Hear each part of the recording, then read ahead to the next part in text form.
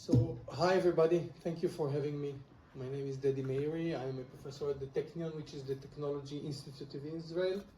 And this is a topic that I'm usually not speaking about. I have a laboratory for cancer research and I'm working a lot around plants affecting cancer.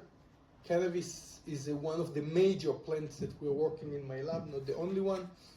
And 10 years ago, 2013, 2014, I started to work with cannabis after reading a paper by Christine Sanchez from Spain, showing that you put cannabis on breast cancer, it's blocking the ability to create a metastasis, something like that. I'm a little bit flattening her work here. And it was a plant, it was interesting. I started to work with it. Just a small disclaimer, I'm also the owner of a company in Israel called Cannabis Analytics, which give analytical R&D service to the growers, and not really related to what I'm going to show here and not really affecting my work. Cannabis is a given name to many, many different types of plants, harboring different combination of active compounds called cannabinoids. When we started to work with cannabis 2013, quite fast I realized that people are looking on major two compound THC and CBD. The ability in Israel to look farther was up to 11 different cannabinoids, but when we started to work we saw different strain affecting different types of cancer. I went to Rafi Meshulam, which was working in Jerusalem University, and spoke with him and understood that there is many other active compounds, many other cannabinoids. We started with creating a library of all the active compounds, and after 2 years we succeeded to create a library of 11 families of phytocannabinoids. Altogether today we can analyze 166 phytocannabinoids. We did the same thing for terpenoids, we did the same thing for flavonoids, we did the same thing for endocannabinoids in our body. In the blood samples today, we can define around 120 endocannabinoids or endocannabinoids-like. We can argue what is endocannabinoids exactly, but we create a wide thing. So having this ability to look really on the active compounds, we started to do a database. So we understood that there is a big clinical trial that's running. In that days, 2014, there were 25,000 patients that got cannabis by prescription. Today we have 155,000 patients in Israel that getting cannabis under prescription under healthcare. So in that days, there was 8 providers in Israel. Each one of them provide around 10 different types of cannabis, altogether 20,000. So 80 products to 20,000 patients, and we were the only one that could look inside to say, okay, this is not just THC and CBD, this is all the cannabinoids, this is all the terpenoids. And we started to create a database which look on all the active compounds in the cannabis. Every time that the grower pick a batch or produce a product, it came first to my lab. We did full analysis and analyzing all the cannabinoids and terpenoids, and then we create a database with the patient, working with the hospitals, the HMOs, the dispensaries, the growers, and I'm giving a very good talk if you want to hear about it. It's more an economic, how to spend $5 million without any results. This is, and I can give a long talk about the problematic or the problems of collecting data in the cannabis arena. But what this happened to me, when I did this database, it's opened my lab to start to look and to work with all other indications. Because the patient wasn't the patient for cancer, treating cancer. This was pain patient, epileptic kids, cancer patient that get cannabis for palliative treatment. So we started to gather data and to work around more and more indication. And another good things that happened there, that days there was a lot of money in our area, which we don't have today. But in that days, there was stupid companies that gave money without understanding what they're doing. we collect this money and did a lot of work.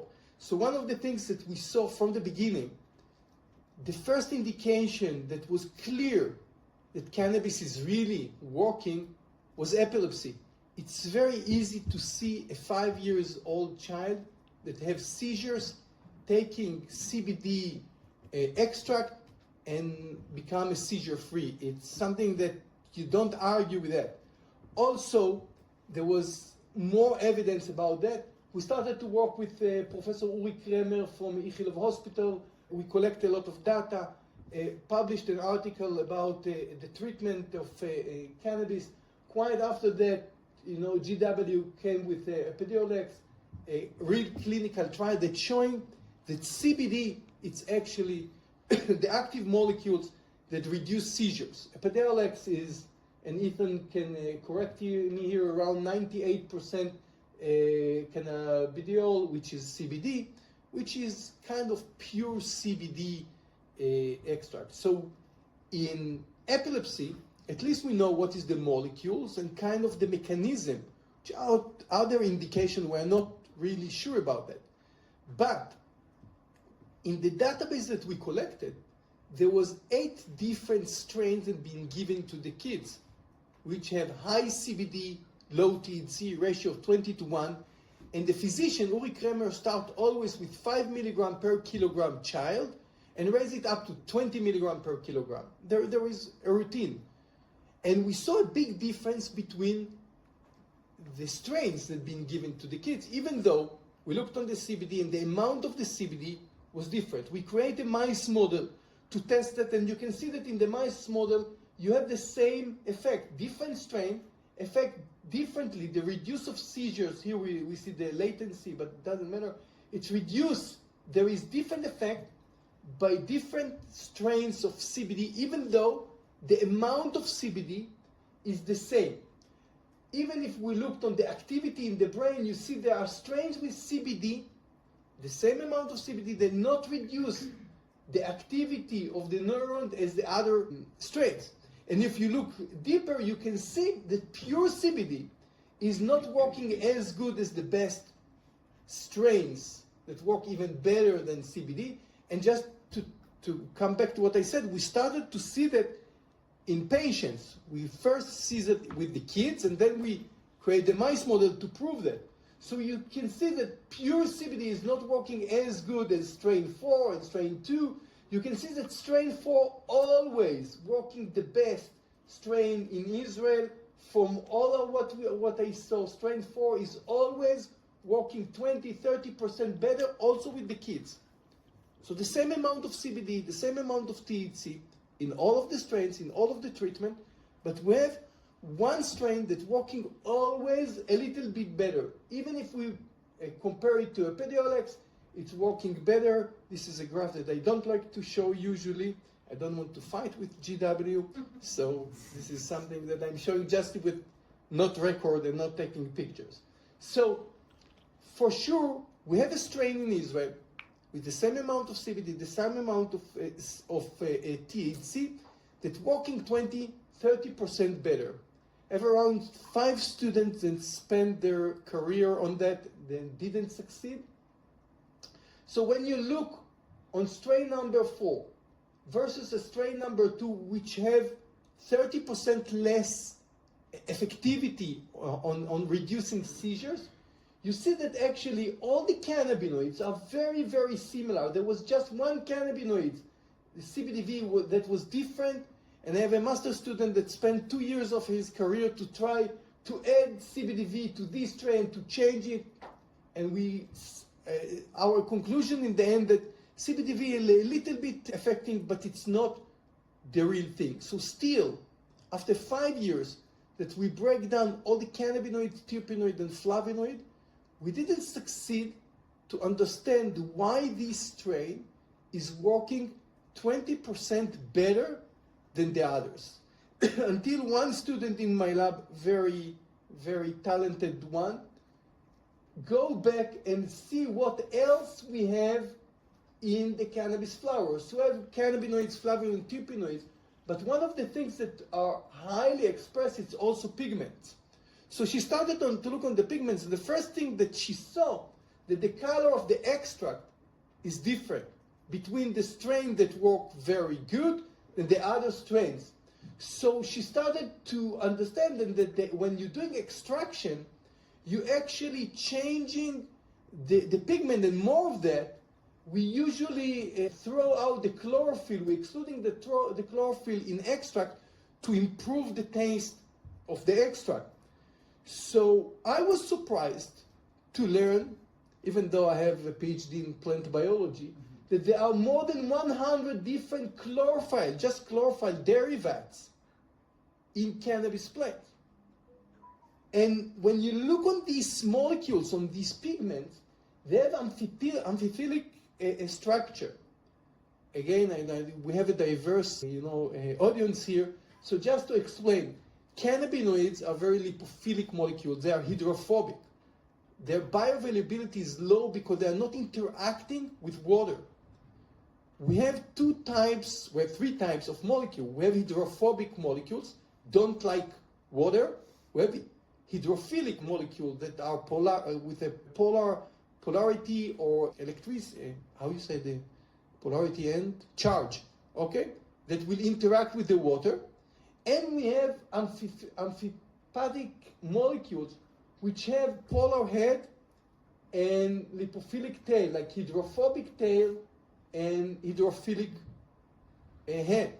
These molecules, it's built like that because they can stick into the membrane, which are built with molecule. So these molecules, when you put them in water, they will act in few different ways, and they will actually can create what we call micelles or liposomes. So tail in, head out.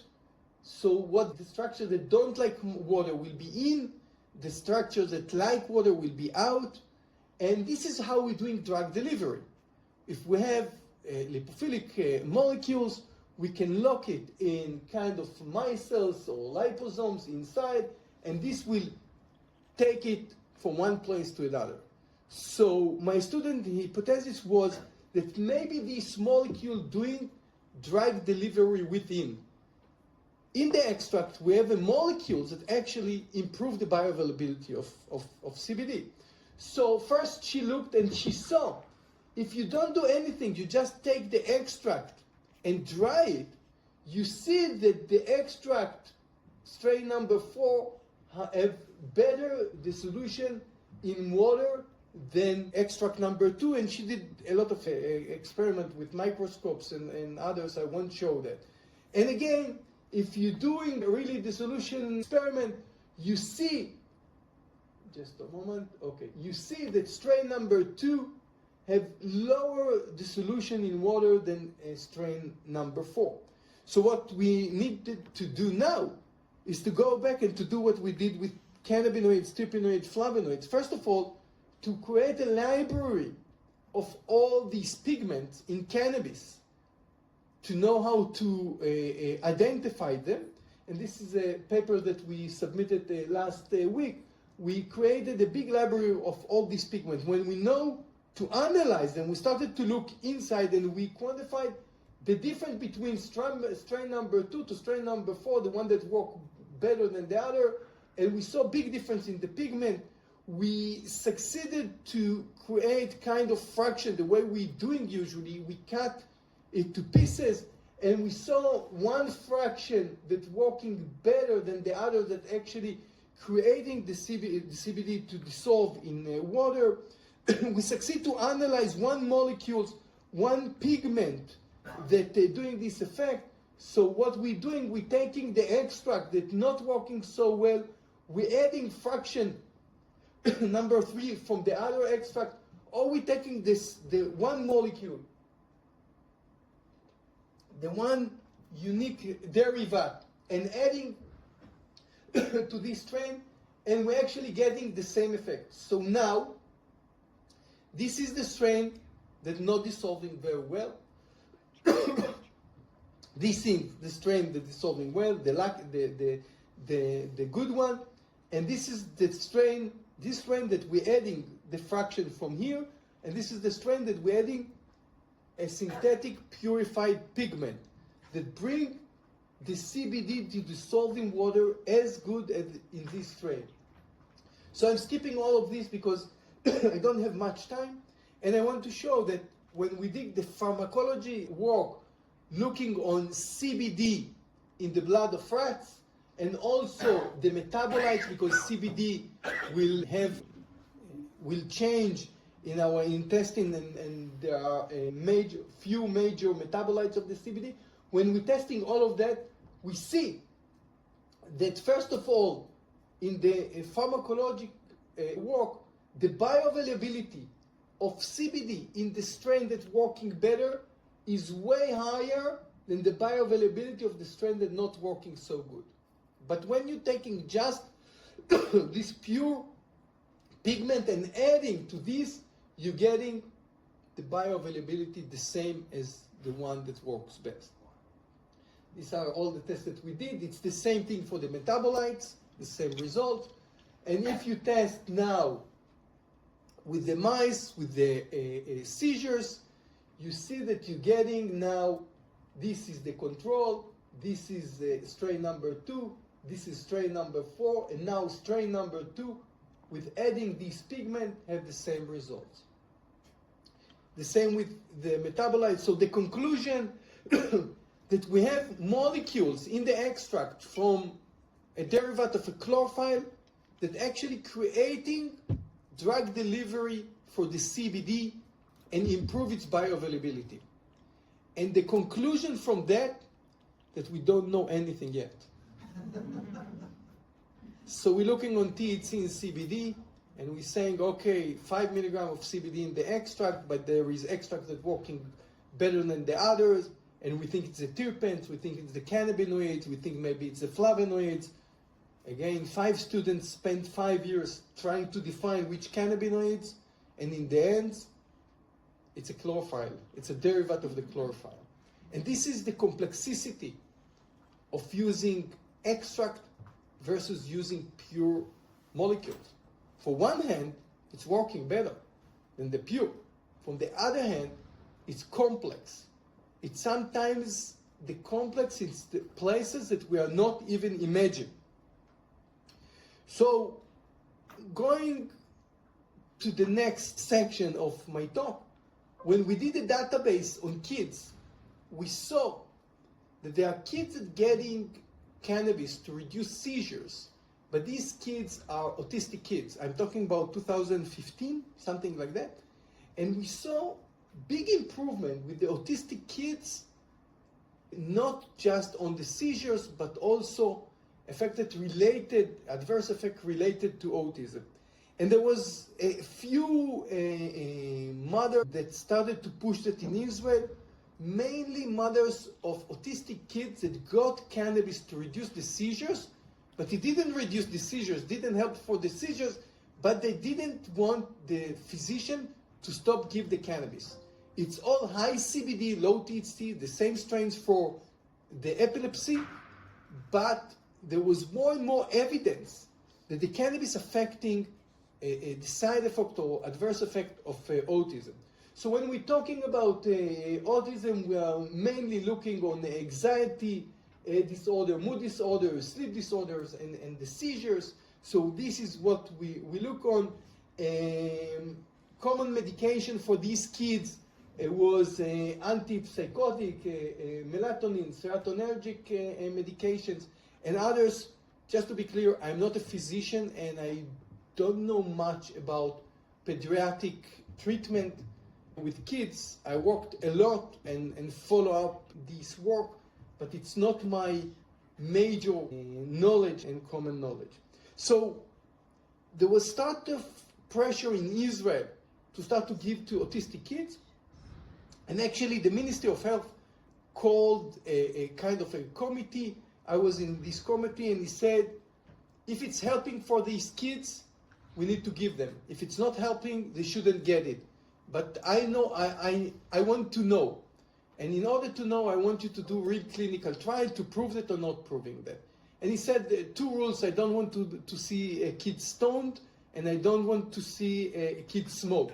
So the rules were the kids need to get it as the oil and without THC. So first of all, we started to follow up on kids that already, from the database, kids that already got cannabis, has seizures, and also their physician gave them, authorized them as autistic kids. I don't know how to say that, okay? And we follow up on 56 kids, and we saw huge improvement of many behavioral, reduced aggressiveness and behavioral disorders. We saw improving the habits, we saw improving the repetitive movement, we saw improving eye contact, respond to names, and other things that we test. But what I want to show you, and this is the slide that's important to all of this, when we look on the different strains that these kids got, there was 7 different high CBD strains. Again, we saw, even though the kids getting the same amount of CBD and THC, we saw a big difference of the effectiveness of these strains. Blue is improvement, green is no change, and red is getting worse. And you see that there was one strain number 4, I don't think from the same reason, but the same strain, that worked perfect on all the kids that got it. And then big difference between the strain, but was an important, pure CBD didn't have almost no effect on these kids. So if the kids getting pure CBD, they don't getting the effects that we see here on behavioral and other response. And one of the best product that these kids got was a strain, we gave it a name 266, and then there was around 20 of these kids was on this extract. And one day we started to get phone calls from the mothers and also the physician that something bad happened.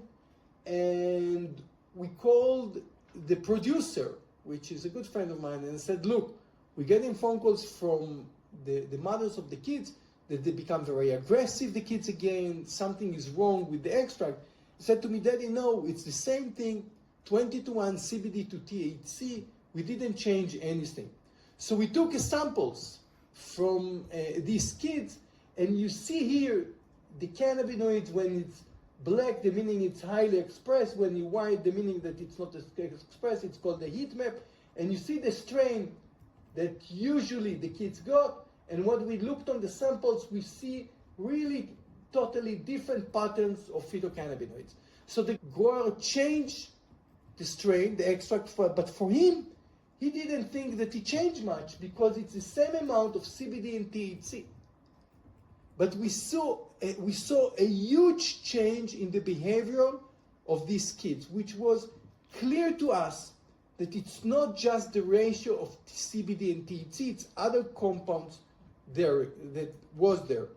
This work was followed up by a real clinical trial by Professor Adi Aran from Sharei Tzedek that took actually part of the kids that already was in our database and opened it to a bigger work. He did a placebo-controlled and crossover trial on, I don't remember the number of the kids, but it was a big trial. Actually, the kids got or placebo, or pure cannabinoid, so pure CBD, or whole plant extract that we know already that work very well. The treatment was a period of 12 weeks.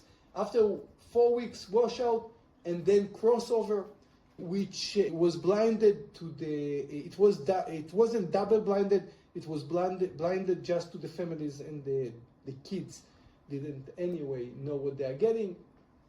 So 50 kids got the whole plant, 50 kids got the pure cannabinoid, 50 kids got placebo. There was really mild side effect in this trial. And I'm going just to the conclusions. We saw a significant improvement with the whole extract and a little bit less, 20% less good with the pure CBD. So the pure CBD worked, but as we saw with the epileptic kids, it's worked a little bit or less good than the whole extract in this experiment. This work was followed up with few clinical trials in Israel. I will mention just two of them. One of them by Ilan Dinstein, who did the observation. I don't remember if it was observation or not. Open label study, and I'm going to just to the conclusion. We conducted an open label study to examine the efficacy of 6 months of CBD-rich cannabis treatment in children and adolescents with ASD. While some of participants did not exhibit any improvement in symptoms, there were overall significant improvement in social communication abilities as quantified by these parameters that it checked. So this was another experiment, clinical trial, that showed that cannabis is really improving symptoms in autistic kids.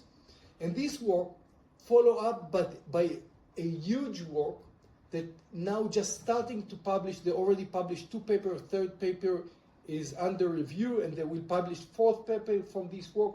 This work was done by Orit Stoller, even though you will find part of the paper with other names. She's the only one that really conducted this paper. The other ones, including me, are just, carry on here.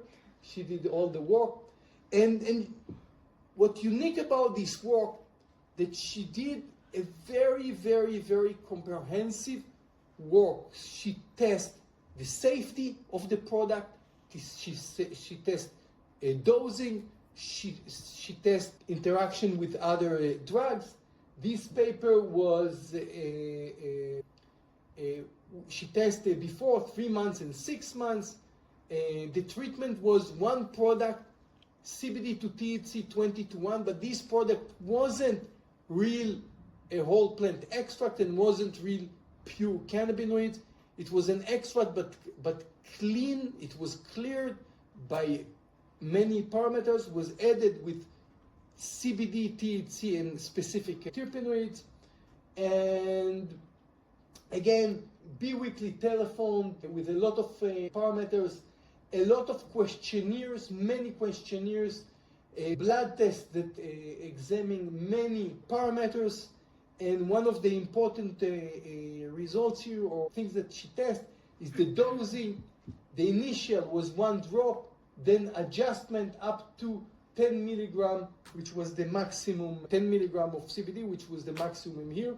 But the dosing was very accurate, and there will be a whole paper just on the dosing of this work. The result was, and again, very important, 67 patients was treated with CBD as a monotherapy, and 43 patients was treated with CBD as an add-on treatment to the treatment they already get. Again, monotherapy and add-on therapy.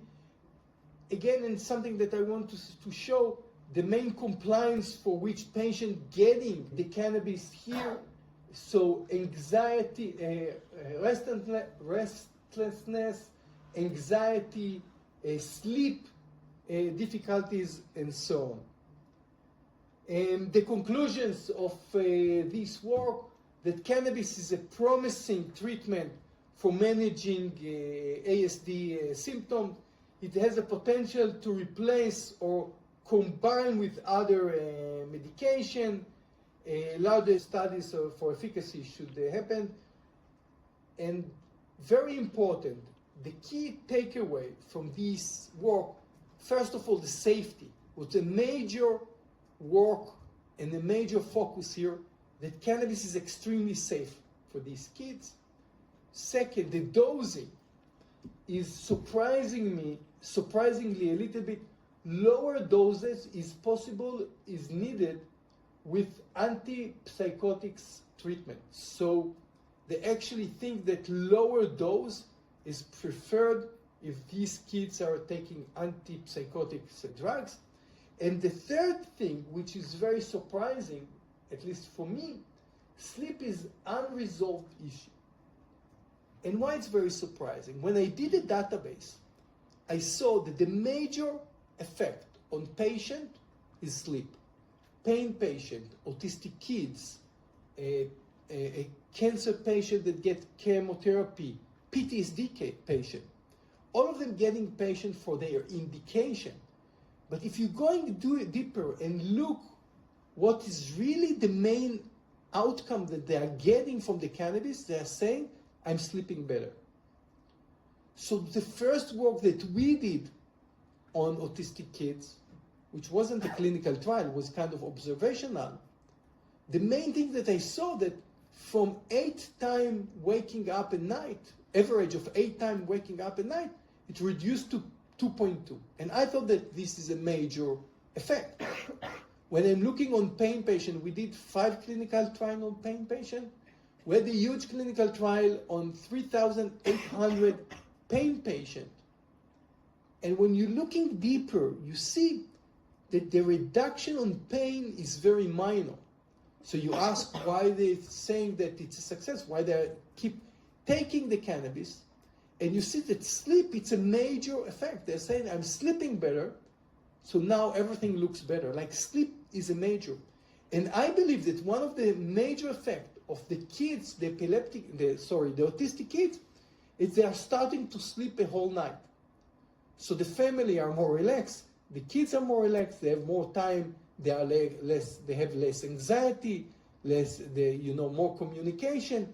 And I believe during all the years that sleep is the major effect here. It's unsolved issue, and in our big clinical trial, we didn't see significant effect on sleep. So I'm going back to look on sleep. And when we're looking on sleep or talking about sleep, we need to understand that sleep should be divided by actually different indication. There are people that have a problem to fall asleep. There are people that have a problem to hold a deep sleep or waking up from any noise. There are people that have a problem in the REM sleep or non-REM sleep. They are waking up, tiredness, whether you have effective sleep. All of these being controlled in different areas in our brain. Falling asleep, deep sleep, all the rest. We had a huge work about endocannabinoids. We take a mice brain, we divided them by 6 areas that related to sleep. We looked on the endocannabinoids, 96 different endocannabinoids, in part in different stages of the sleep. With sleep deprivation, we saw that different families of endocannabinoids participate in different areas. I'm not succeeding to publish this paper because it's just too much data in this paper. I don't even know how to digest it. It's 96 endocannabinoids, 6 parts on the brain, 4 different stages of sleep. Everything is changing. You don't have the real conclusions. It's a mess. But if I'm coming back to cannabis, so first of all, we understand that endocannabinoids playing a big role in all the stages of sleeping. And we understand that cannabis is affecting these stages of sleeping. Falling asleep, deep sleep, effective sleep, waking up, all of them. So what do we know about cannabis and sleep? First of all, we can, look on cannabis as different families, sativa, indica, and rudrylis. And there are more knowledgeable people here in the audience about cannabis, but I never saw real sativa and real indica. Okay, it's all a mixture. And when you're writing 17% sativa, 13% indica, I don't know what the meaning, what his grandfather was full sativa. What do you mean 30? Do you know the genome of sativa and indica I don't know the meaning of that. But what I do know, that there is a different way to look on that. When growers look on sativa and indica, they look on the phenotype of the plants, okay? When users look on indica and sativa, the meaning that indica is more calming, relaxing, tiring. Sativa is more uplifting, more that we remember indica by in the couch. When you're smoking indica, you're stuck in the couch, while, sativa is more uplifting. But when I'm looking on that, I'm looking on 2 strands that growers in Israel, selling. And you can look on all the growers in Israel, Canada, whatever. they will a lot of time write if it's sativa or indica. You see this is 70% indica, this is 60% sativa. The meaning that this will make you to feel more sleepy, more tiring. This is more for the day, this is more for the night, okay?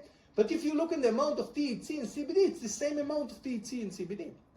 So what you make you feel more sleepy or more alert is not the THC and CBD according to these results. But again, if you look on how growers, how producers dividing cannabis or producing cannabis or selling cannabis, you will see that they're saying that the CBD is good for that, THC is good for that. Usually you will find the same indication here and here. Anxiety, okay? Inflammation, whatever, pain, right? But there is one thing that always will come with the high THC, it's insomnia. You will almost not see a high CBD strain that the producer will say that it's good for sleep. So if we look on the cannabis plant, as I said, we can divide it to 11 families, 166 phytocannabinoids. But if we can divide them by families, THC, CBD, CBDV, CBT, okay, there are many families of phytocannabinoids, but we can also divide them by type 1, type 2, and type 3. Actually, I think it was Ethan that published a paper in 2005 or 6, something like that, Ethan, right? That named these, actually group them as high THC, it's type 1. It was you, Ethan, or no? No, sorry. I'm selling you always in my lecture, Ethan Root of 2005. What do you care? So we divide them by types. High THC, called type 1. High CBD, called type 3. Balanced THC and CBD, called type 2. And we added in our publication 3 years ago another one, which is high CBG, low THC, low CBD, as type 4. And why we divide them by that? Because if you look at the cannabinoids and terpenoids in this group, you can see that they are dividing like that. You will find specific phytocannabinoids that express just in type 1. Even though we don't know what they are doing, we don't even know their names. 37312B. It's a cannabinoid, we don't have a name for it. I know that it will always be just in high THC strain. No, in not other groups. It will be just in these strains. So if I have the cannabinoids here, let's see if I have it here. Yeah, this one. Okay, 37312C. I know it's reduced estrogen. It's a different work for women health, okay? So I know that it will be always here. I don't need to look for it in high CB, it won't affect. So if there is a molecule that's affecting, let's say, sleep, it might be somewhere here, and this is the reason it's always high THC strain. It doesn't need to be THC. One of these molecules is CBN. CBN occurring in high THC strain, and CBN kind of known to be a molecule that makes you feel more tired, more sleepy. And there are few works, clinical trial that was published in the last few years, one by Marcel Bon-Miller, the other one is a group that Ian, I see you are part of this group publishing that showing that CBN affecting sleep, but it's not the whole story. So it's affecting the duration. If you're adding CBD, there is no much effect. Marcelo showed the low efficacy of CBN. The other group of Isabel showed more results. But again, it doesn't look like this is the major molecule that doing the effect in sleep. I was involved in 2 clinical trials of 2 companies in UK that tried to show that their product, which was pure CBD inhaler, and one was inhaler and one was capsule, both of them failed in the clinical trial to show efficacy. So from that moment, from that results, we understand that CBN have some effect, but it's not the only reason or not the only molecule. So again, we create a mice model for sleep. we're testing these mice in a cages. The mice is actually awake in the night and sleeping in the day. So you're tiring him with few techniques, and after that you open the light. When you open the light, he's started to organize its stimulation for go to sleep. He started to organize his cage. There is an average of 15 minutes for the mice to arrange the cage before he's going to sleep.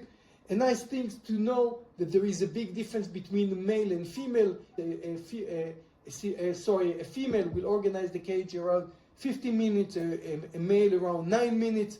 So you need to separate males from females when you're testing for sleep.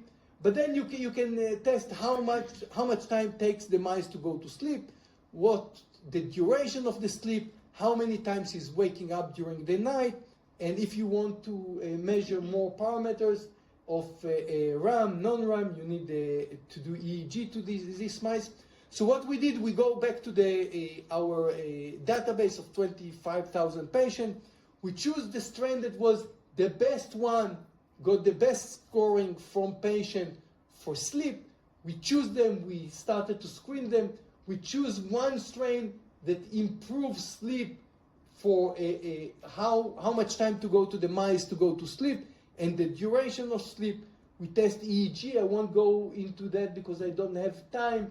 We show the difference in the NRAM, in the awakeness, and so on in EEG. But what I want to show, so we have now an extract that we know from humans that have high scoring that's affecting sleep.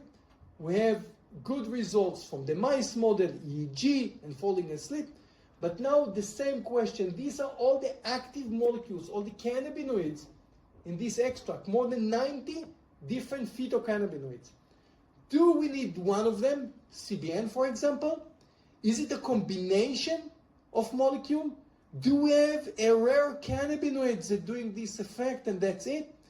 Maybe it's not just the cannabinoids, maybe it's the terpenoids, the flavonoids, another pigment. So what we're doing, we're taking all these cannabinoids, this is HPLC, and we separate them. We're doing fractionation. We're cutting them to pieces. We fractionate.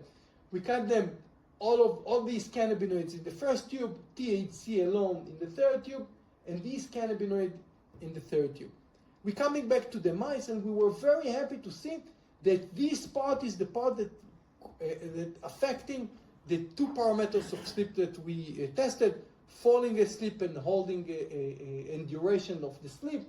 So you can see that it's working as good, fraction number 1 working as good as the whole extract. If we look what we have in fraction 1, we have CBG, CBN, and a lot of unknown phytocannabinoid.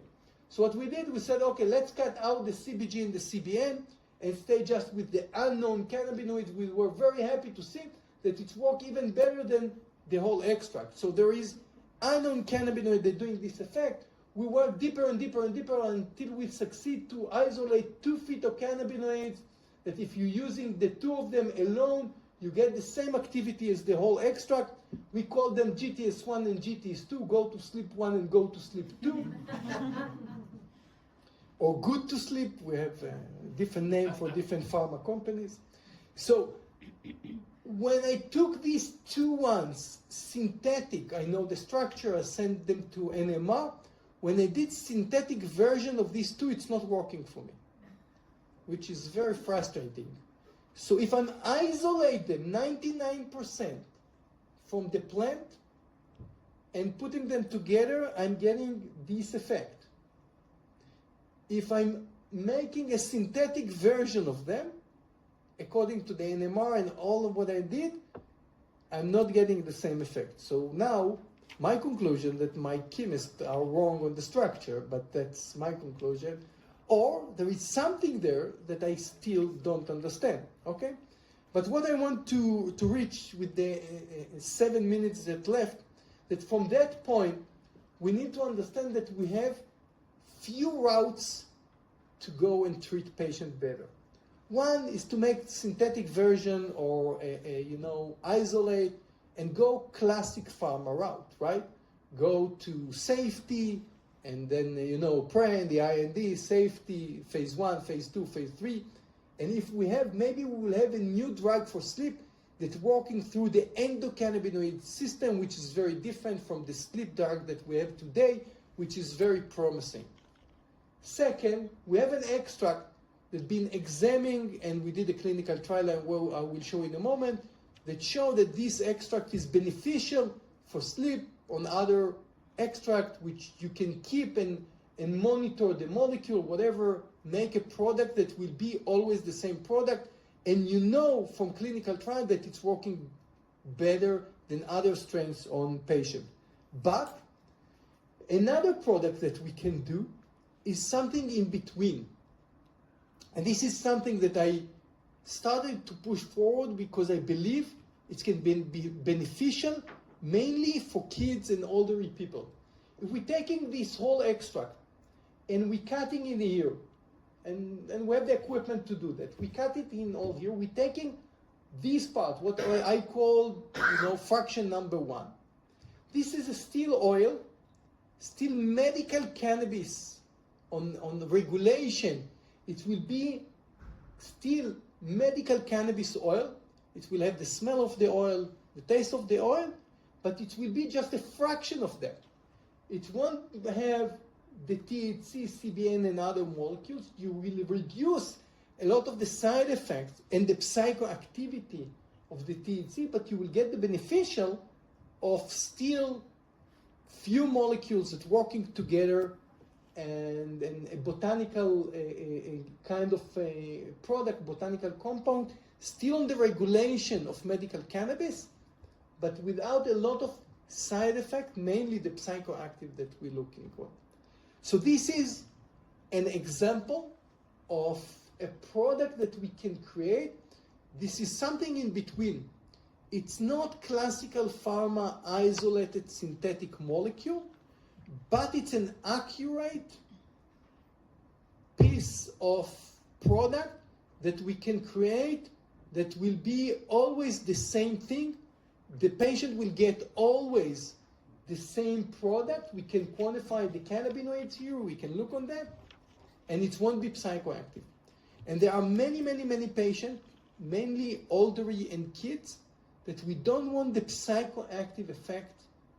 But when we're talking about sleep, we almost still with the cannabis can go around it.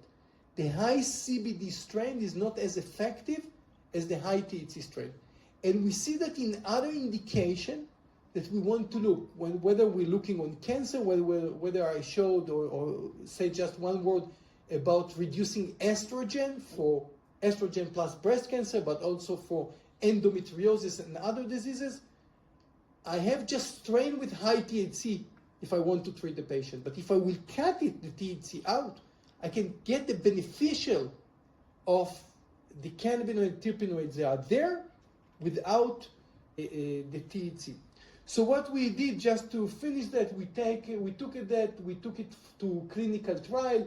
We did clinical trial on actually 130 participants. We follow up of a month, and we show a significant improvement after a week, a bigger improvement after 1 month. But what I want to show here, just this result from this clinical trial, 57 patients from the 113 said that they are using at least once a week medication for sleep, so pills, sleep pills, okay? After 1 month, just 13 of them, 12%, so 80% of them stopped taking a sleep medication, and this is a very strong result on that was very tempting and showing, kind of efficacy. That's it, I think. This is my lab that doing this amazing work. This is quite old picture. I need to renew it. And thank you very much.